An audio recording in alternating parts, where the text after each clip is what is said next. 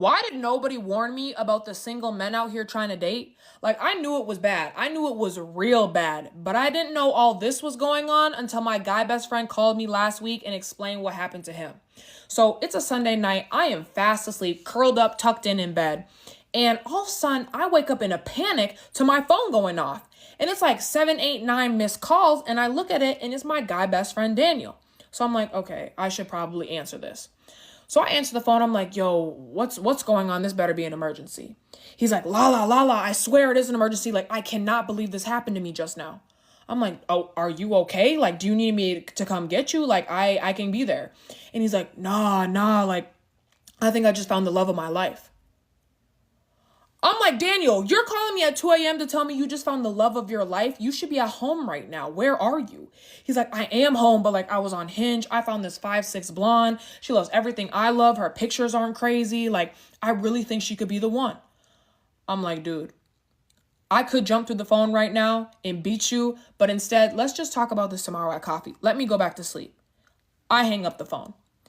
And what he tells me the next day at coffee, I was not expecting. So it's around 1 o'clock the next day. We get coffee. We're chatting. I'm like, Daniel, don't you ever call my phone again at 2 o'clock in the morning on something like this. He's like, my bad. It's just like, I was so excited to tell you. I had to tell you. I'm like, okay, so what's going on? Like, did y'all match? Because when's the first date? He's like, nah, like, I just sent a like. So you're telling me you called me blowing me up over a sent like. Y'all aren't even matched. Y'all have never met. Like, there's nothing planned. And it's like, nah, like, I don't know. I'm just going to leave it up to God, God's timing. We'll see what happens. I'm like, all right. So days go by. He hasn't said anything to me. So I'm guessing that they never match. I'm guessing Shorty is not interested in him. Okay. Well, all of a sudden he calls me up and tells me she does match with him and they're about to plan their first date. And honestly, she is very pretty. I understand the hype. She seems like a great girl.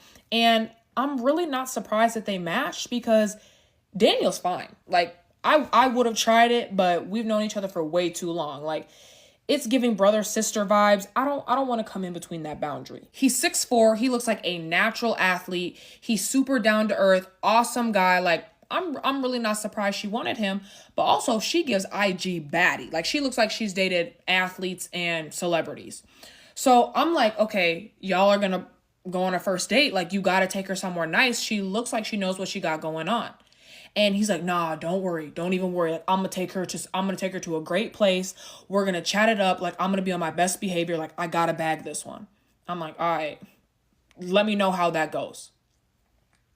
This man calls me later that night and I really could have thrown up with what he had to say. I say, so where did you take her? Like, how was the date? He goes, man, it was great. Like, we went and got the biggie bags. I said, repeat that one more time. He said, yeah, we each got a biggie bag. You took her to Wendy's on the first date?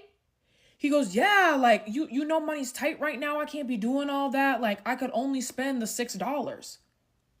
$6? Did y'all split a biggie bag? He's like, nah, like, I only paid for myself. You brought her to Wendy's, got a biggie bag, and didn't even pay for her meal?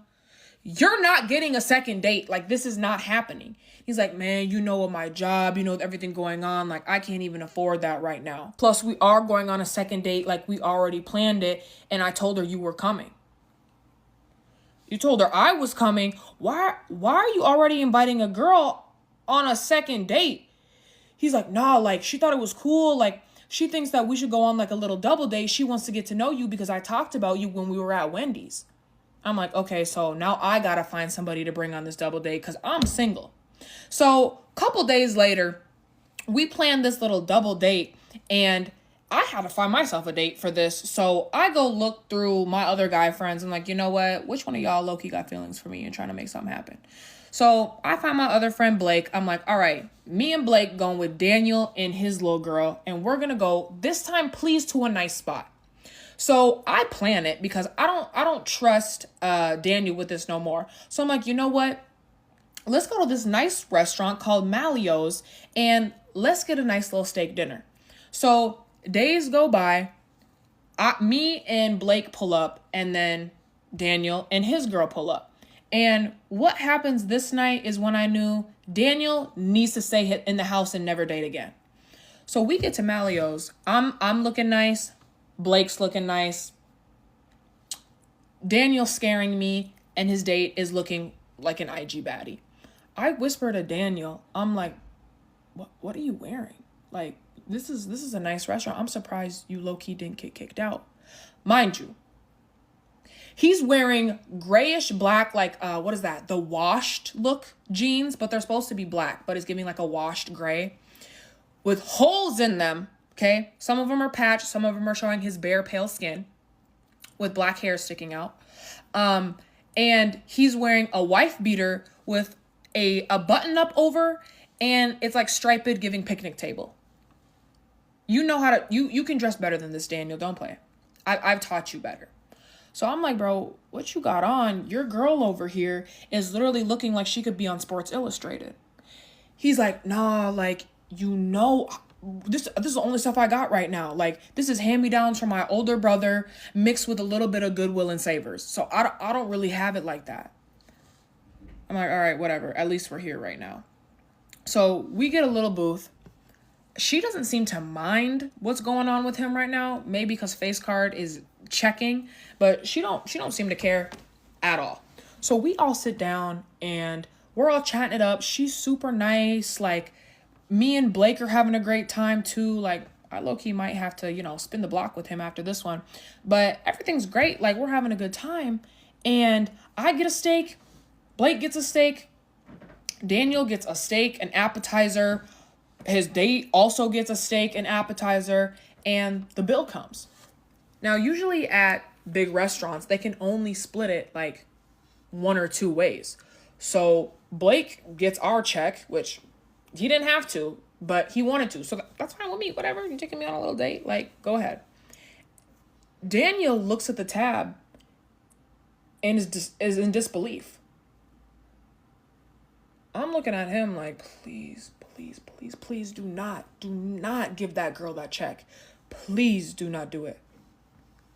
He kicks me under the table and looks at me with the receipt like I got to do something about it.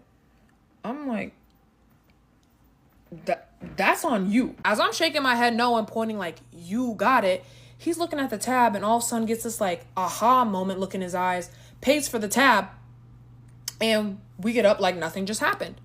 So we're about to leave the restaurant and I go over to him. I'm like, are you good? Like, did you pay for all of it? Like, or do you need me to give you some money right quick? Like, did you handle that? And he's like, yeah, like, I totally forgot. I just got paid by PayMe.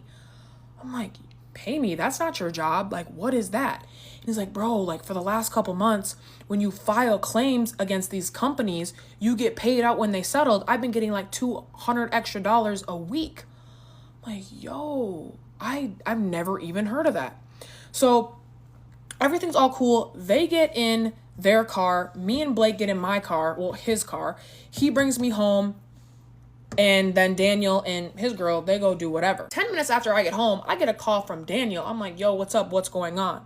He's like, yo, I literally got saved tonight. I was looking at that tab, really thinking I was going to have to pass it over to my date. Like, thank God I had that PayMe app. I'm like, yeah, if you would have passed her that check, I promise that was probably the last time you were ever going to see her. Like, what did she say? Like, did she have fun? Like, did she enjoy herself? He's like, yeah, no, she had a great time. Like, I think we're going to keep seeing each other. Like, it went really well. I was like, okay, cool. Well, keep up with that app because if you're going to be taking her out on dates, you need some money. So we hang up. All of a sudden I hear at my door. I go over to the door. I look through the little peephole and it's somebody covering it. You know when you just put your finger over it? So I'm like, okay, I don't know who this is. Like, I don't even know if I should answer this door. So I go in my room. I grab my military spray. Then I come back to the door and I look again, finger still over the peephole. I'm like, all right, I need to see who this is. So I open the door. Why is it Blake?